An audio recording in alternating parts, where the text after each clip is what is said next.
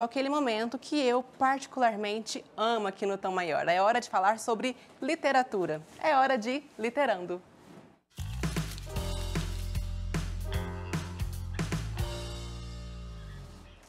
E hoje vamos falar mais sobre literatura regional, poesia, prosa, diversos assuntos. E para falar sobre isso está aqui com a gente a Nilda Simone, que é escritora, tem uma longa carreira como professora, mas agora está se aventurando pelos livros, né, Nilda? Sim, é um novo mundo, né?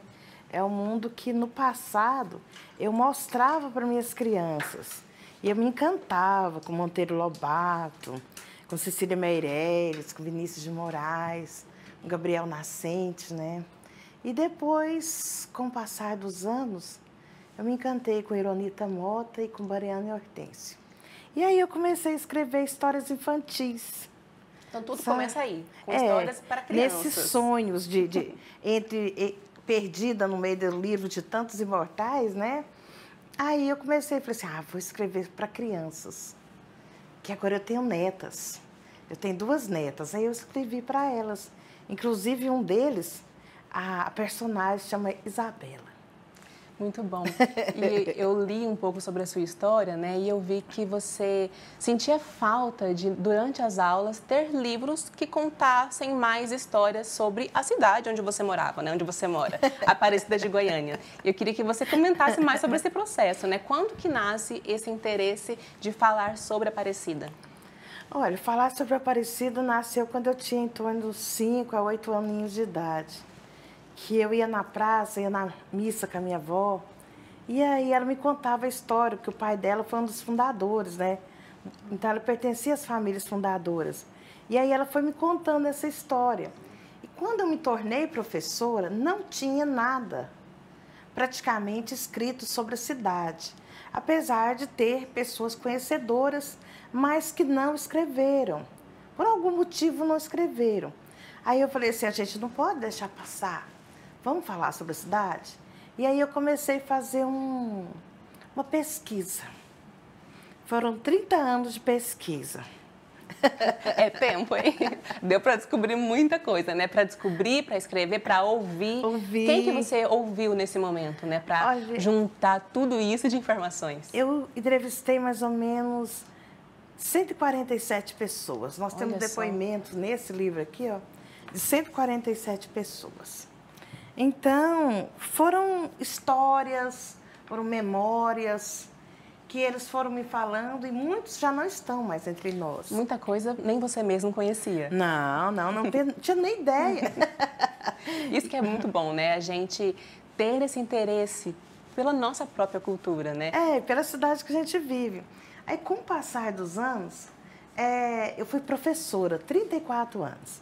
Fui professora, fui diretora de escola, fui coordenadora de cultura. Então, assim, eu já era muito ligada na área cultural, né?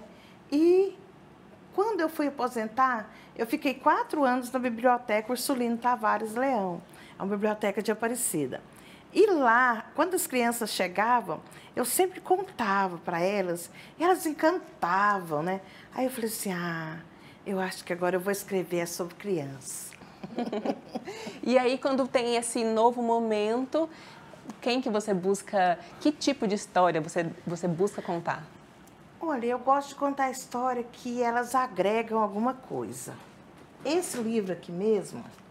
Pode segurar, mostrar para a câmera, que a gente vai mostrar a capa. Isso aqui é A Prima do Conde Drácula. Por que eu escolhi esse nome? O Conde Drácula é um personagem malvado, né?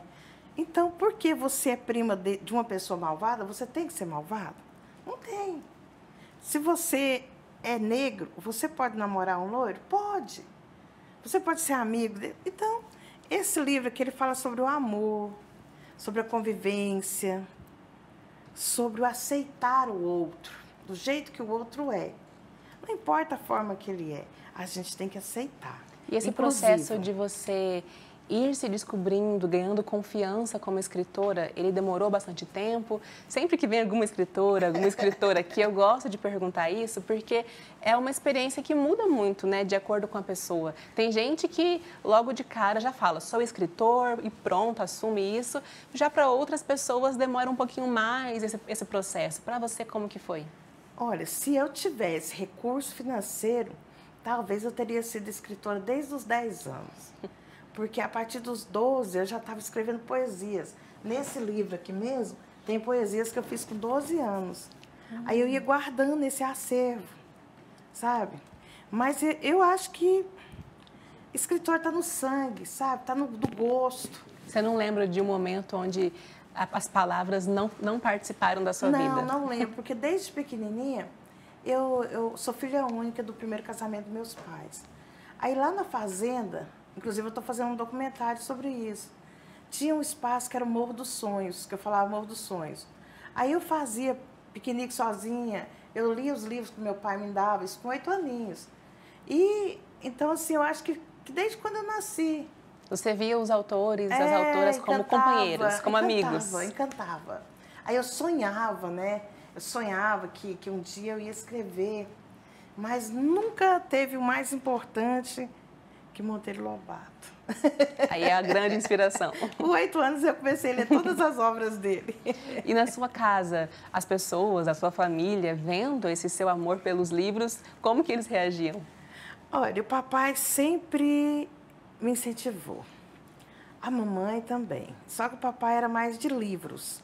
A mamãe era mais de cuidar de mim. Então, assim, eu fui uma criança que eu tive muito acesso à leitura. E quando eu fui estudar na cidade, eu estudava em Umas. Não morava em Aparecida ainda. Apesar da minha família ser quase toda de Aparecida, eu morava em Umas. Tinha uma biblioteca chamada Nadir Arataque. E lá eu me perdi entre os livros. Eu pegava emprestado, eu devolvia. Eu acho que eu era a criança que mais lia naquela época. E hoje você tenta passar isso para suas netas também? E a minha família sempre me incentivou, todos. Não teve nenhum que não incentivou. E as minhas netas, esse livro aqui é a Isabela, né, o nome. Ela conta a história como se ela fosse a personagem. A protagonista. Mas ela conta diferenciado, né? Esse livro da poetisa que há em mim, até pedi para você segurar ele novamente, porque a capa é muito bonita e eu queria que você comentasse sobre esse processo de escrever poesia. Porque, assim, é um pouco diferente, né, de escrever a prosa. Para você, há algo especial em escrever poesia? Poesia é uma coisa que nasce da alma, sabe? Às vezes você tá lá naquele cantinho, aí você rascunha, você guarda. É aquele sentimento que ele é puro. Não é um sentimento inventado, não é um sentimento fabricado. É simplesmente sentir aquilo e passar para o papel. E aí, naquele papel, naquela poesia, você fala um pouco de você, do seu cotidiano, do que você espera. Então, eu acho que a poesia, ela retrata a alma. Você pode ler um pedacinho pra gente aqui agora, ao vivo? Posso. Vou escolher. Com certeza são vários que te marcam, né? Mas escolhe um trechinho pra gente ler agora. Só um pedacinho dessa aqui pra você. A poetisa que há em mim. Sou meio menina travessa, perdida em devaneios, que ama a vida e vive intensamente. Às vezes, o tempo vai como um raio. Passa tão depressa que não conseguimos perceber e já se foi. A poetisa meio menina, meio mulher, chega a ser idosa, mas sonha. Sonha que um mundo melhor. Viu? Muito bonita. Ela é bem maior, mas essa parte é a mais bonita, sabe? E fala justamente sobre esse sonho, né? E já tem tudo a ver com a próxima pergunta que eu estava mesmo planejando perguntar para você, Nilda. Sim. Quando você pensa em sonhos, né? Pensa nos lugares onde os seus livros podem alcançar, nas histórias que você ainda quer contar. Quais são os seus sonhos com a literatura? Olha, eu sonho um dia ser lembrada como Cora, sabe? Que a gente tem que sonhar grande. Então, se você sonhar pequeno, você vai ser pequeno na vida. Você tem que sonhar grande. Um dia eu gostaria que meus livros estivessem nas escolas do estado de Goiás. As escolas de Aparecida já vão estar. que o prefeito vai comprar, mas a dona Idelma, secretária de Educação, então o Vilmar, ele me apoia demais, o prefeito, Vilmar Mariano. Eu só tenho gratidão àquele homem, porque se hoje eu tenho todos esses livros editados, existem 2 pessoas que me ajudaram. Um foi a minha mãe e outra foi o Vilmar. Então, se eu tenho eles, foi porque ele comprou aquele ali e eu pude editar. E agora ele vai comprar esse, né? Esse que é a grande compilação da história de Aparecida, que não tem né? mais, né? Ele vai comprar para as escolas da prefeitura e eu vou poder editar mais 6 que já estão prontos. Você acredita nesse poder que a literatura tem na educação, né, Nilda? Acredito. Acredito porque ela pode ser transformadora, sabe? Porque a criança que lê, ela sonha. É igual eu vejo minha netinha, às vezes ela pega um livro desse aqui, ó, elas têm 4 aninhos, 5 aninhos, aí elas começam a pintar, porque esse aqui tem um encarte. Elas começam a pintar e elas contam uma história totalmente diferente, porque elas vivenciam, elas criam. O livro deixa de ser só do escritor e também passa a ser um pouco daquele leitor, né? De quem está lendo. Deixa eu ver um pouquinho a capa, sabe? Vou mostrar a capa para quem está vendo a gente. Super colorida. Inclusive, já está imaginando a minha irmã lendo esse livro, viu, Nilda? Minha irmã tem 5 anos. Ela vai amar. E com certeza vai amar. O Pezinho de Quiabo. Esse livro aí a gente trabalha no meio ambiente, onde a Muito pessoa bom. pode aprender a cultivar uma hortaliça na sua própria casa. Porque se existe um vaso de planta, por que não pode ter um vaso de berinjela, um vaso de couve? E quando que nasce a ideia de falar sobre isso nesse livro? Inclusive, as ilustrações são lindas. Esse ilustrador foi o Sival, lá do Ceará. Ele faz tudo manualmente. Agora, esses outros aqui é como é que ele chama? O Fábio Barbosa. Esse ele faz mais surreal. Mas sobre esse livro aí, foi o papai que plantava quiabo. Ah, então você resgatou uma lembrança. Resgatei uma lembrança da minha infância, né? Ele plantava quiabo e, assim, eu acho que a criança que cresce vendo o cultivo da terra, ela tem amor pelo que ela come. Não é só um alimento que está na mesa, mas ela tem noção, não, isso aqui foi plantado, isso aqui foi cultivado, eu gastei água, essa água tem que ser economizada para jogar nela. Isso aqui é um meio ambiente entre si. Sim. Sabe? Eu acho que tem que ter essa visão.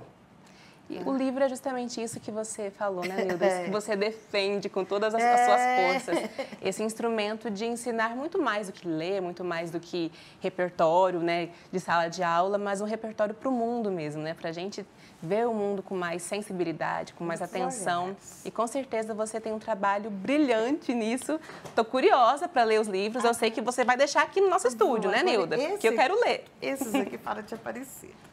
Muito Esses bom. aqui são causas e lendas.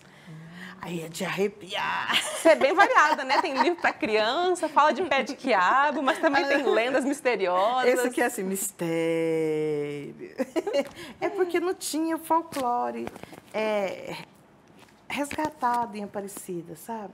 Porque o folclore ele é mesclado com o folclore goiano, brasileiro, né? O português que chegou até nós. Mas em Aparecida não tinha registros. Aí eu fiz uma grande pesquisa e registrei algumas lendas. E agora está em mãos. Está em mãos. Nilda, muito obrigada por participar do Literando de hoje. Ó, não paro de ganhar livros, gente. Para mim não tem presente melhor. Tô cheio de livros aqui. Esse escrevi com meu filho Gabriel. Perfeito. Muito obrigada, Nilda.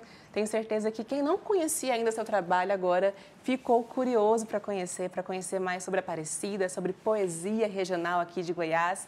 Parabéns, continue escrevendo mais e inspirando mais crianças, jovens e adultos. Eu admiro demais o seu trabalho, o trabalho dessa emissora. E eu me sinto lisonjeada de estar aqui. Agradeço e sempre que precisar estarei às ordens. A alegria é nossa em receber você.